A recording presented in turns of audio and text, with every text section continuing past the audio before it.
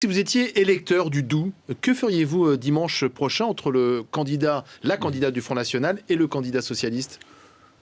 À titre personnel, je voterai blanc.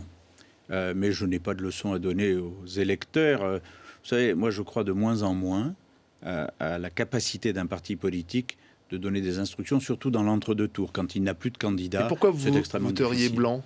C'est la même chose, le PS et le Front National? Non, ça n'est pas la même chose, mais j'ai été de ceux qui, dans le passé, avec Philippe Séguin, parce que je vois que Bruno Le Roux cite beaucoup Philippe Séguin, ont été les porteurs de ce que l'on appelait le Front républicain. Force est de constater que ça a échoué. Qu'est-ce que je vous dis? C'est pas la peine de se raconter la bonne aventure. Il y a même pas 10 ans, le Front National était entre 10 et 15%, il est au-dessus de 25% aujourd'hui. Ça prouve que cette stratégie du Front républicain a permis au FN, en contrepartie, de nous faire l'UMPS, et ça n'a pas plu à nos électeurs.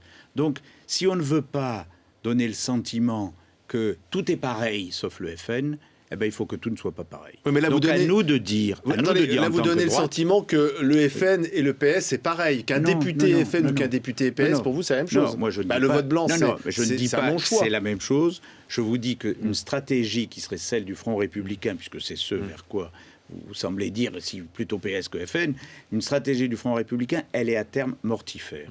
Mortifère pour la République et mortifère pour la droite. Moi, je pense que le vrai sujet, c'est de recomposer une droite et un centre qui reprennent les vraies valeurs et qui soient en situation d'être au deuxième tour. On va y revenir sur les